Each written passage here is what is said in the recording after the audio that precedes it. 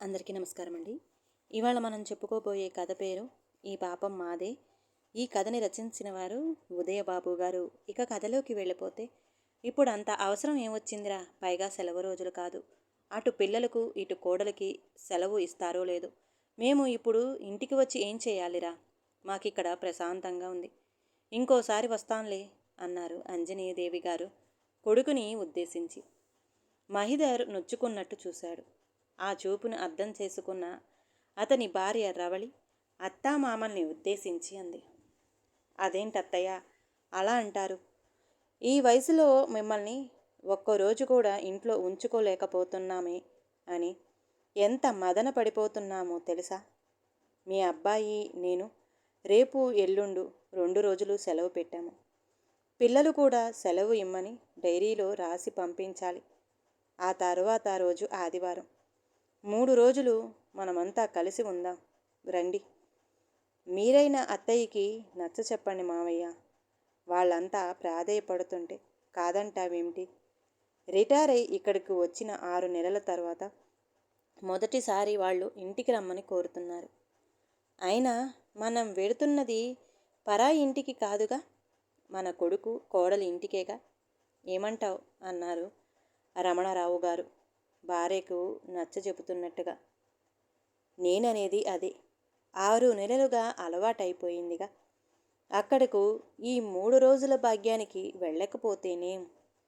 అప్పుడప్పుడు అబ్బాయి వచ్చి మనని చూసి వెడుతూనే ఉన్నాడు. ఇంకా మనం అక్కడికి వెళ్ళి చేసేదేముంది అన్నారావిడ. అలా అనకమ్మా. మాకు కుదిరితే అసలు మిమ్మల్ని ఇక్కడ చేర్పించే వాళ్ళమే కాదు. ఇప్పుడైనా ఎవరో ఏదో అన్నారనో అంటారనో మేము తీసుకుని వెళ్ళడం లేదమ్మా. మిమ్మల్ని మనస్ఫూర్తిగా ఇంటికి ఆహ్వానిస్తున్నాం అంటూ కోడలి వైపు అర్ధోక్తిగా చూసిన చూపులోని అంతరార్థం గ్రహించిన అంజనాదేవి గారికి ఆ మాటలు కొడుకు మనసులో నుంచి రావడం లేదని, పెదవులపై నుంచే వచ్చాయని అర్థమైంది. అంతలో తమతో పాటే వృద్ధాశ్రమంలో ఉంటున్న పరశురామయ్య గారు లోపలికి వచ్చారు. హలో అంకుల్, బాగున్నారా అంటూ ఆయన్ని పలకరించాడు మహిధర్. తాను కూర్చున్న కుర్చీలో నుంచి లేచి ఆయన పాదాలకు నమస్కరించి కూర్చోండి అంకుల్ అన్నాడు. తాను నేల మీద చతికిల పడుతూ, ఎంతసేపు అయ్యిందయ్యా వచ్చి? మా అబ్బాయి పవన్ భార్య పిల్లలు ఎలా ఉన్నారు అడిగారాయన. మహిధర్, పవన్ ఒకే ఆఫీసులో పనిచేస్తున్నారు. బాగానే ఉన్నారు అంకుల్. మీరెలాగున్నారో చూసి రమ్మన్నారు. మీకు తమ నమస్కారాలు చెప్పమన్నారు. ఒకే ఆఫీసులో పనిచేస్తున్న వాడు ఆ సెక్షన్కి హెడ్, నేను ఈ సెక్షన్కి హెడ్. వర్కుతో ఒకే బిజీ. మొన్న ఆ కాకినాడ క్యాంపుకు వెళ్ళాడు. ఈ వారం రాలేనని చెప్పమన్నాడు. మీరైనా అమ్మకి నాన్నగారికి చెప్పండి అంకుల్. రేపు ఎల్లుండి నేను రవళి పిల్లలు సెలవు పెట్టాము. అమ్మని నాన్నగారిని ఇంటికి తీసుకు వెళ్ళేటందుకు వస్తే వాళ్ళు రాము అంటున్నారు. మీరు చెప్పండి అంకుల్ అన్నాడు మహిధర్ పరశురామయ్య గారితో. వెర్రి నాగన్న, అన్నయ్య గారు మాకు చెప్పాలట్రా.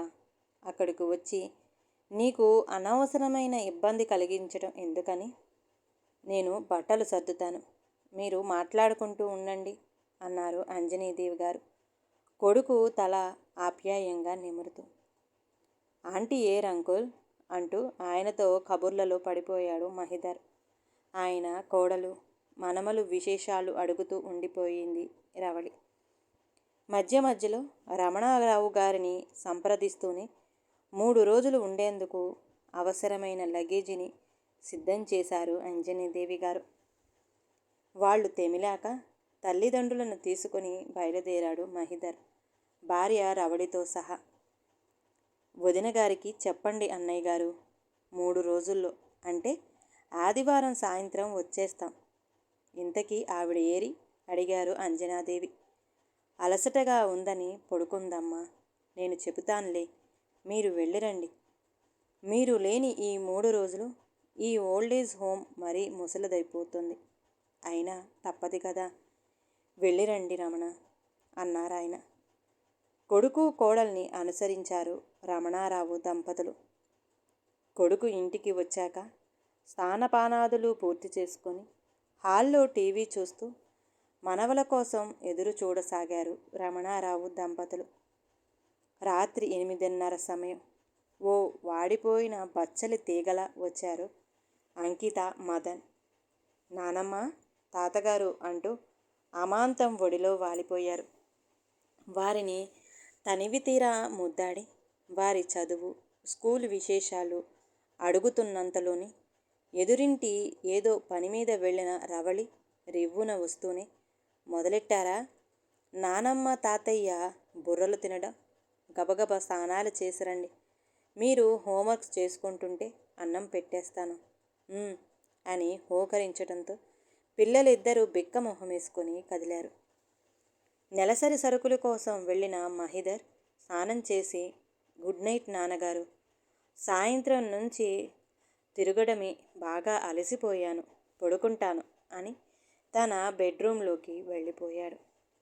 అరగంట గడిచాక పిల్లలు ఏం చేస్తున్నారో చూద్దామని లేవబోయిన అంజనాదేవి గారు నిద్రపోయిన కొడుకుని కూతుర్ని ఒక్కొక్కరిగా వారి బెడ్రూమ్లోనే పడుకోబెట్టి వచ్చిన రవళిని చూసి ఇక మాట్లాడలేకపోయారు. సారీ అత్తయ్య, పిల్లలిద్దరికీ లీవ్ ఇవ్వనని వాళ్ళ హెడ్ మాస్టర్ తెగేసి చెప్పింది. అందుచేత రేపటి హోంవర్క్ చేస్తూనే నిద్రపోయారు వెర్రి వెధవలు అన్నట్టు. మీ వృద్ధాశ్రమంలో మీకు హాల్లోనే పడుకోవటం ఇష్టమని పక్క ఇక్కడ ఏర్పాటు చేశాను. మీకు చూడాలనిపించినంతసేపు టీవీ చూసి పడుకోండి, ఉదయం మాట్లాడుకుందాం అనేసి బెడ్రూమ్లోకి వెళ్ళి తలుపు వేసుకుంది.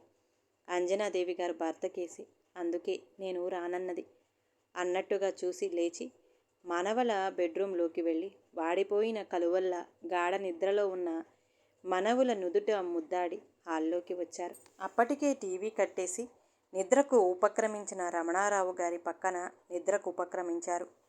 ఉదయం లేచి బ్రష్ చేసుకొని వంటగది వైపు వస్తున్న అంజనాదేవి గారు ఆగిపోయారు.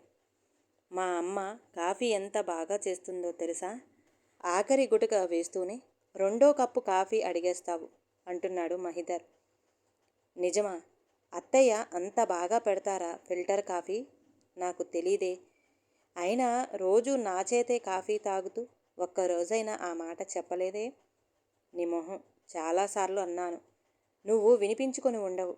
అలాగే అమ్మ వంట చేసిందంటే ఇక మరునాటి వరకు భోజనం చెయ్యనవసరం లేదు.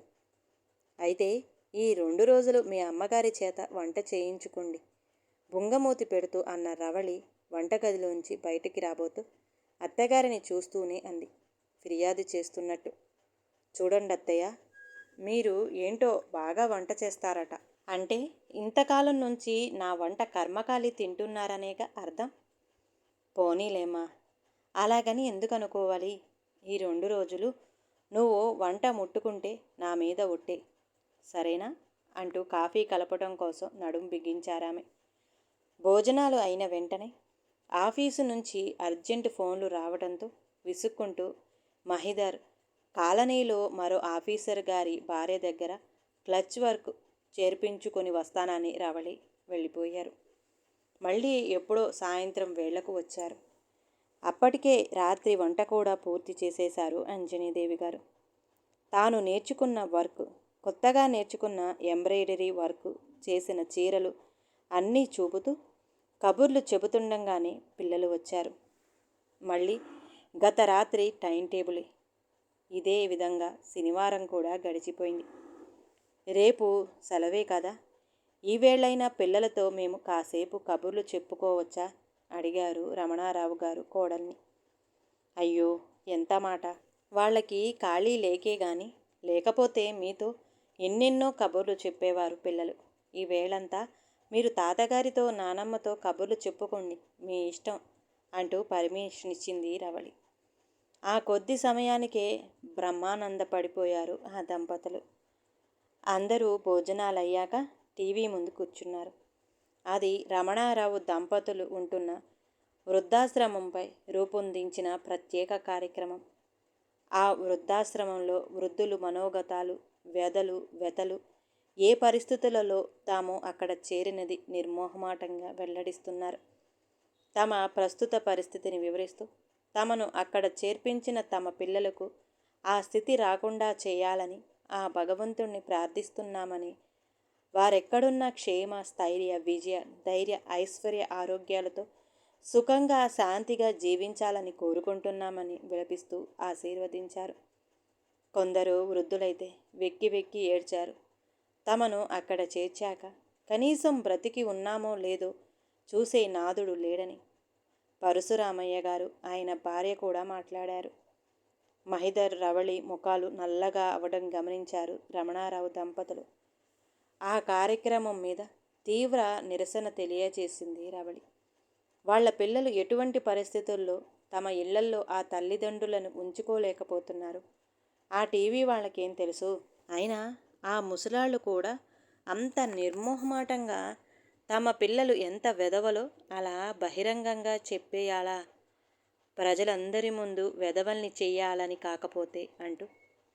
పోనీలేమ్మా, వాళ్ళ మనసులో బాధ కొద్దీ అని ఉంటారు అన్నారు. మీలా వారానికో నెలకో ఒకసారైనా వచ్చి కనిపించి వెళుతుంటే ఆ ముసలి ప్రాణాలు ఎంత సంతోషిస్తాయో అది వాళ్ళంతటా వాళ్ళు తెలుసుకోవాలి కానీ ఎవరేం చేయగలరు అన్నారు అంజనీదేవి. నాకు తలనొప్పిగా ఉంది, నేను వెళ్ళి పడుకుంటా నాన్నగారు అంటూ తన బెడ్రూమ్లోకి వెళ్ళిపోయాడు మహిధర్. మీరు ఈ వేళకి తాతగారి దగ్గరే పడకేసేయండి, ఆయన బుర్ర పాడైపోయింది, నేను వెళుతున్నానత్తయ్య అంటూ భర్తను అనుసరించింది రవళి. నిద్రపోతున్న మనవణ్ణి చూస్తూ ఎవరి జ్ఞాపకాలలో వాళ్ళు ఉండిపోయిన రమణారావు దంపతులకు చాలాసేపటికి కానీ నిద్ర పట్టలేదు. అర్ధరాత్రి హఠాత్తుగా మెలకువ వచ్చింది అంజనాదేవి గారికి. మంచినీళ్లు తాగుదామని వంటగది వైపు రాబోతున్న ఆమె కొడుకు బెడ్రూంలోంచి వినపడుతున్న మాటలు వింటూ ఆగిపోయారు. పెళ్ళాం 2 రోజుల పాటు వంట చేయకుండా మీరు ప్లే చేసిన ట్రిక్ గ్రాండ్ సక్సెస్, అందుకు మీకు ఈ బహుమతి. ఆమె ఏం బహుమతి ఇవ్వబోయిందో గాని. మరేంటనుకున్నావు అయ్యగారంటే ఇంత చిన్న బహుమతా అంటున్నాడు గారాంగా మహిధర్. లేదు లేదు, మీ ఫ్రెండ్ పవన్ ఆ TV9 కార్యక్రమం ఉందని ముందుగా తెలుసుకొని చెప్పబట్టి సరిపోయింది. వెంటనే మీ అమ్మా నాన్నల్ని అక్కడి నుంచి తప్పించి తీసుకొచ్చేసాం. అదే వీళ్ళు కూడా అక్కడే ఉండంగా ఆ కార్యక్రమం జరిగి ఉంటే మన గురించి వీళ్ళు ఏం చెప్పేవారో ఏమో. మన పని అయిపోయిందిగా, రేపు తీసుకెళ్ళి అక్కడ వదిలేసిరండి. ఏది ఏమైనా నా మాట మన్నించి నా కోరిక తీర్చినందుకు మీకు అసలైన బహుమతి నేనే. మీ ఇష్టం వచ్చినట్టు చేసుకోవచ్చు అంది రవళి. నీ పంతం నెగ్గించుకునేందుకు వారం రోజులు పొస్తు పెట్టి ఇప్పుడు బహుమతులిస్తావా? అసలు నిన్ను ఇక వినలేకపోయారావిడ. లేక లేక కలిగిన ఒక్కగానొక్క కొడుకుని అల్లారు ముద్దుగా పెంచి ప్రాణప్రదంగా ప్రేమించి అడిగిందే తడువుగా కాదనకుండా అతి చిన్న కోరిక నుంచి అతి పెద్ద కోరిక వరకు తీర్చి పెద్ద చేసినందుకు తమ కొడుకు తమకు ఇచ్చే విలువ ప్రతిఫలం ఇదా? ఎంత నాటకమాడాడు! తల్లిదండ్రులందు దయలేని పుత్రుడు. సుమతి శతకంలోని పద్యం గుర్తుకు వచ్చిందామెకు. దాసుడైన వాడికి, అది భార్యాదాసుడైన వాడికి ఈ వృద్ధాప్యంలో కన్నవారిని సాకే అవకాశం లేదు ఈ రోజుల్లో. వీళ్ళకన్నా ఆశ్రమంలోని వారే తమకు అసలైన ఆత్మబంధువులు. తనకు మాలిన ధర్మం పనికిరాదు నాయన అని నేర్పినందుకు నీవు నేర్పిన విద్యే నీరజాక్ష అన్నట్టు చేశాడు. ఈ శిక్ష అనుభవించాల్సిందే. అవును, ఈ పాపం మాదే. ఉదయాన్నే లేచి ఒక్క క్షణం కూడా ఇక్కడ ఉండకూడదు అని నిర్ణయించుకుని మంచినీళ్ళు కూడా తాగటం మర్చిపోయి వచ్చి గాఢ నిద్రలో ఉన్న భర్త పక్కన పడుకొని బెడ్ లైట్ కేసి చూస్తూ ఉండిపోయారామె. ఈ కథ కనుక నచ్చితే ప్లీజ్ లైక్ చేయండి. అలాగే ఛానల్ని సబ్స్క్రైబ్ చేసుకోవటం మాత్రం మర్చిపోమాకండి. మీ విలువైన అభిప్రాయాన్ని కామెంట్ బాక్స్లో కామెంట్ చేయండి. అందరికీ ధన్యవాదాలండి.